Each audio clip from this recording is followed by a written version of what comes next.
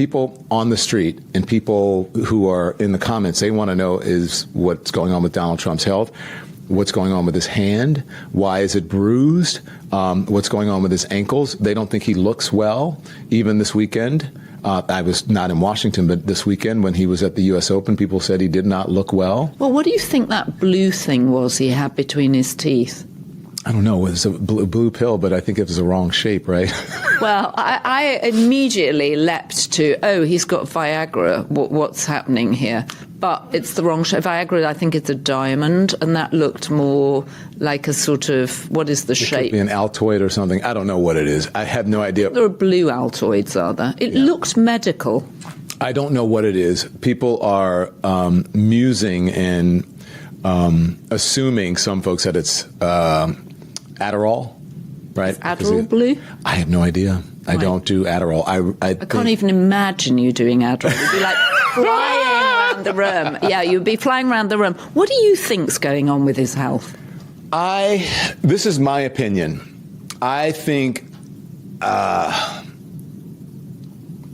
that he is sicker than the administration is letting on to. Mm-hmm. And by evidence only, history is the evidence, because I remember being on the air and being the first to report that Donald Trump and Melania Trump had COVID.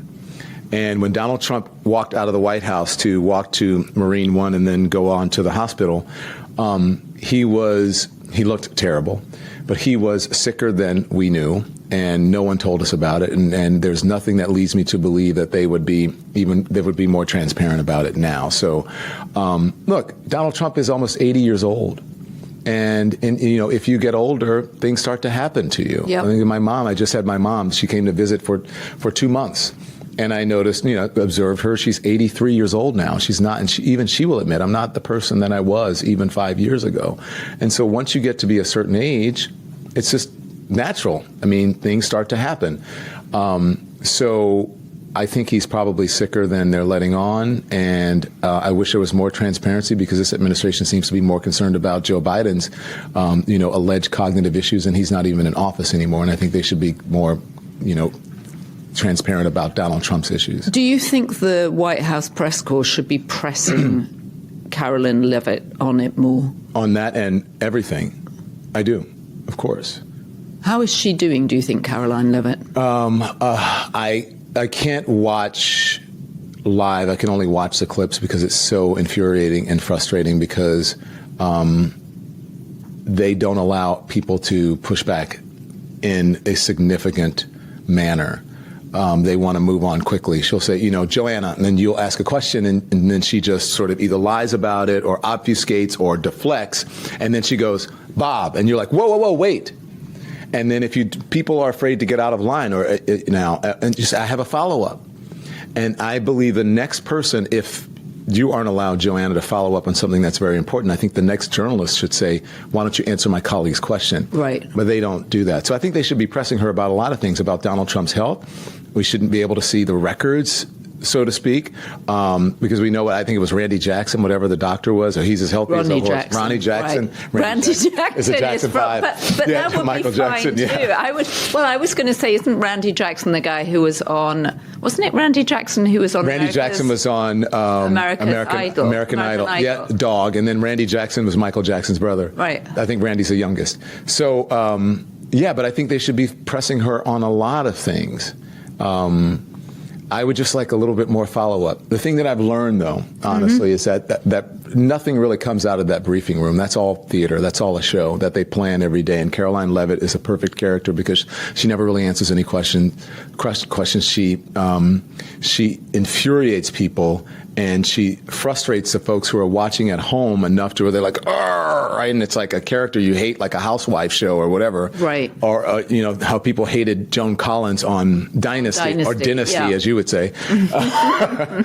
And so I think it's that, but that no real news. The real news and the real journalism comes from people who are doing the on-the-ground, gumshoe, investigative reporting. That is just theater. And so, if I happen to be a Washington-based correspondent, I don't even know if I would want to be in the press corps in that manner.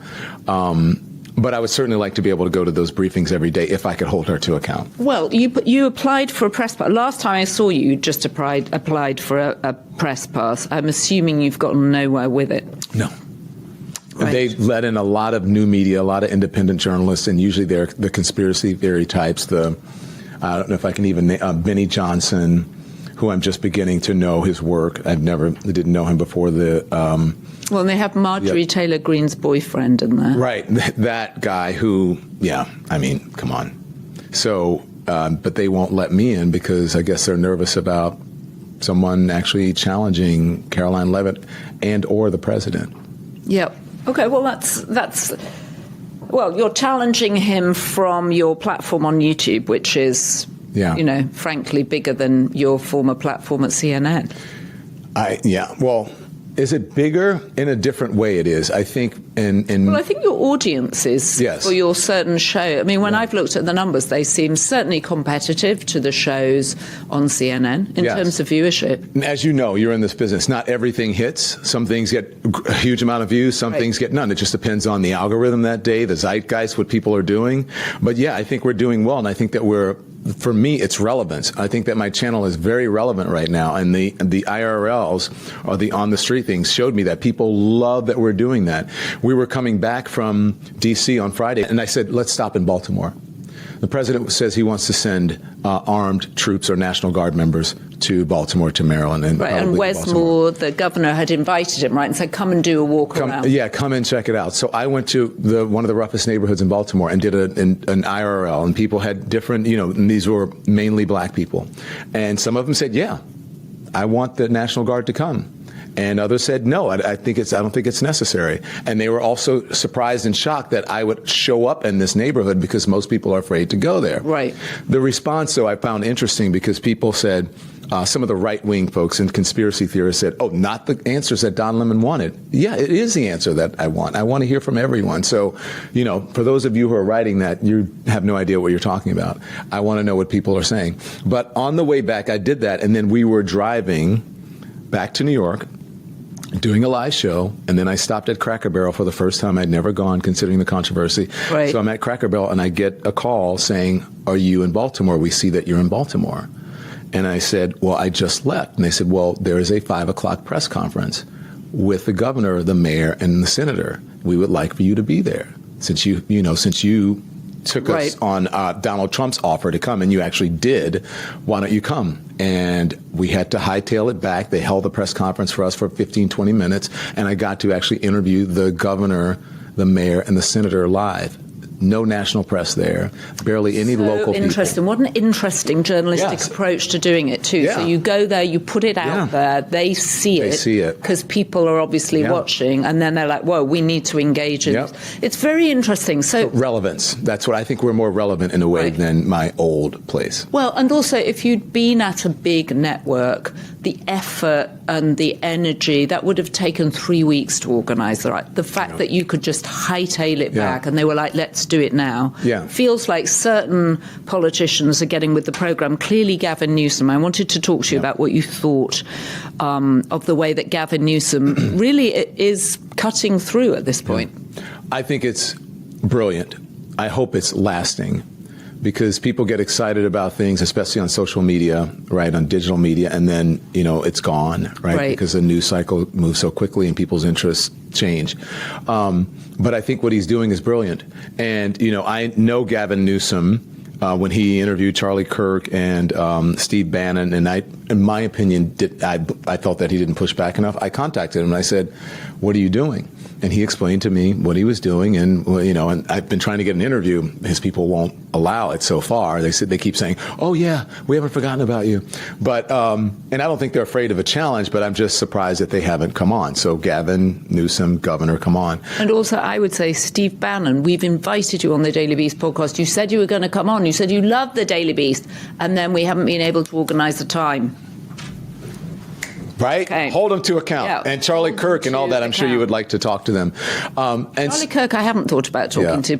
So I think what he's doing is brilliant. I think it's for me, it's fascinating to watch the MAGA cult members make fun and right-wing media make fun of Gavin Newsom and say, oh my God, he's got to have, more command and he's got to be more professional and live up to his office, when all he's doing is the exact same thing that Donald Trump is doing. And Donald Trump is the leader of the free world. They have a different standard for Donald Trump, the leader of the free world, than they do for the governor of a state in the country. So, and who knows, he may well become president or leader of the free world, right? That's what all this is leading to. I thought him calling the patio, as we know, Donald Trump has concreted over, cemented over Jackie Kennedy's rose garden with his patio, and Gavin Newsom called it the pedo patio, which immediately everybody I knew was kind of frantically tweeting and liking. Yeah, I thought that was a good one. I think it's a good one, and I do think, I'll say this,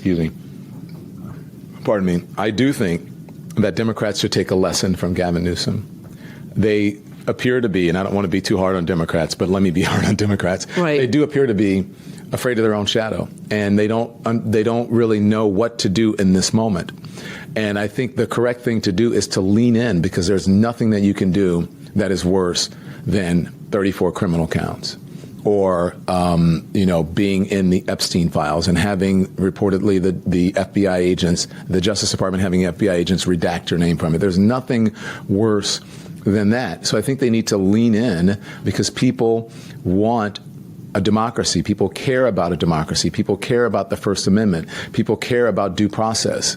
And so I don't think that you should, when my mentor and would always tell me, and one of the best who was bosses your that mentor? And when I was at CNN, in the latter part of it, it was Jeff Zucker.